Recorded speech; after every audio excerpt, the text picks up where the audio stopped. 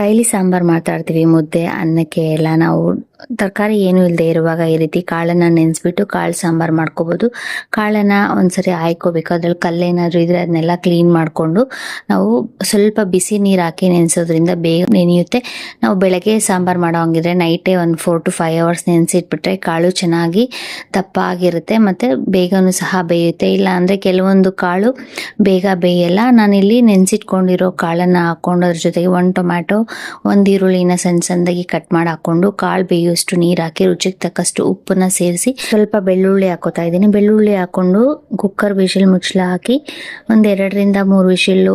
ಕಾಳು ನೆಂದಿದ್ರೆ ಬೇಗ ಬೇಯುತ್ತೆ. ಇಲ್ಲ ಅಂದ್ರೆ ನಾವು 1 4 ರಿಂದ 5 ವಿಶಿಲ್ ಕೂಗಿಸ್ಕೋಬೇಕು. ಕಾಳು ಬೇಯೋವರೆಗೂ ಬೇಯಿಸ್ಕೋಬೇಕು. ಅದನ್ನ ಪಾತ್ರೆನಲ್ಲಿ ಬೇಯಿಸ್ಕೊಳಕ್ ಹೋದ್ರೆ ತುಂಬಾ ಟೈಮ್ ತಗೊಳುತ್ತೆ. ಕುಕ್ಕರಲ್ಲಿ 1 5 ರಿಂದ 6 ವಿಶಿಲ್ ಕೂಗಿಸ್ಕೊಂಡ್ರೆ ಬೇಗ ಬೆಂದೋಗ್ಬಿಡುತ್ತೆ.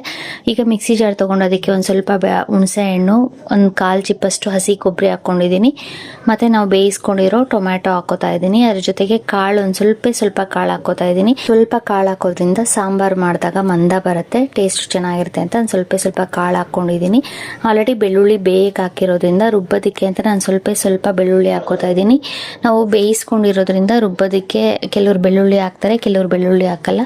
ಜೊತೆಗೆ 1 ಅರ್ಧ ಈರುಳ್ಳಿ ಹಾಕೋತಾ ಇದ್ದೀನಿ. ಈರುಳ್ಳಿನೂ ಅಷ್ಟೇ ಆಪ್ಷನಲ್ಲು. ಈರುಳ್ಳಿ ಬೇಕಾದ್ರೆ ಹಾಕೋಬಹುದು, ಇಲ್ಲಾಂದ್ರೆ ಹಾಗೇನು ಸಹ ನಾವು ಖಾರನ ರುಬ್ಕೋಬಹುದು. ಮತ್ತು ಸಾಂಬಾರ್ ಪುಡಿ 1 2 ರಿಂದ 3 ಸ್ಪೂನಷ್ಟು ಸಾಂಬಾರ್ ಪುಡಿ ಹಾಕ್ಕೊಂಡು ಸ್ವಲ್ಪ ಕೊತ್ತಂಬರಿ ಸೊಪ್ಪು ಬೇಕಾದರೆ ಹಾಕ್ಕೋಬೋದು. ಮತ್ತು ಸ್ವಲ್ಪ ಜೀರಿಗೆ ಹಾಕ್ಕೋತಾ ಇದ್ದೀನಿ. 1 ಸ್ಪೂನಷ್ಟು ಜೀರಿಗೆ ಹಾಕಿ ನುಣ್ಣಕ್ಕೆ ರುಬ್ಕೊಂಡ್ರೆ ಖಾರ ರೆಡಿ ಆಗುತ್ತೆ. ರುಬ್ಕೊಂಡಿದ್ದಾದ್ಮೇಲೆ ನಾವು ಬೇಯಿಸಿಟ್ಕೊಂಡಿರೋ ಕಾಳಿನ ಜೊತೆ ಮಿಕ್ಸ್ ಮಾಡಿಬಿಟ್ಟು ನೋಡಿಕೊಂಡು ಸ್ವಲ್ಪ ಉಪ್ಪು ಬೇಕಾದ್ರೆ ಉಪ್ಪನ್ನ ಸೇರಿಸಿ ಮಿಕ್ಸಿ ಜಾರಲ್ಲಿ ಉಳಿದಿರೋ ಖಾರಾಗೆ ಸ್ವಲ್ಪ ನೀರು ಹಾಕಿ ಮಿಕ್ಸ್ ಮಾಡಿಕೊಂಡು ನಾವು ಸಾಂಬಾರ್ಗೆ ಎಷ್ಟು ಬೇಕೋ ಅಷ್ಟು ನೀರು ಹಾಕಿ ಮಿಕ್ಸ್ ಮಾಡಿಕೊಂಡು ಒಂದು ಸ್ವಲ್ಪ ಹೊತ್ತು ಖಾರ ಹಸಿ ವಾಸನೆ ಹೋಗೋವರೆಗೂ ಕಾಯಿಸ್ಕೋಬೇಕು.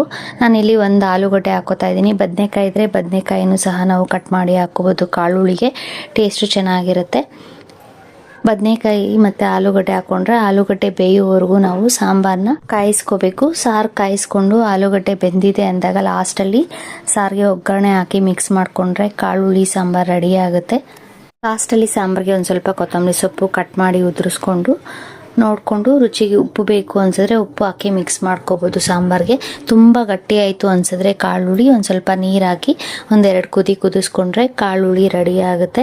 ಆಲೂಗಡ್ಡೆ ಬದನೆಕಾಯಿನ ಸ್ಟಾರ್ಟಿಂಗ್ಗೆ ನಾವು ಕಾಳು ಜೊತೆ ಸೇರಿಸಿ ಬೇಯಿಸ್ಕೊಳಕ್ ಹೋದ್ರೆ ತುಂಬ ನುಣ್ಣಕ್ಕಾಗ್ಬಿಟ್ಟು ಯಾಕಂದರೆ ಆಲೂಗಡ್ಡೆ ಬದನೆಕಾಯಿ ಬಾಯಿಗೆ ಸಿಗಲ್ಲ. ಅದಕ್ಕೆ ನಾವು ಖಾರ ಮಿಕ್ಸ್ ಮಾಡುವಾಗ ಆಲೂಗಡ್ಡೆ ಬದನೆಕಾಯಿ ಹಾಕಿ ಬೇಯಿಸ್ಕೋಬೇಕು.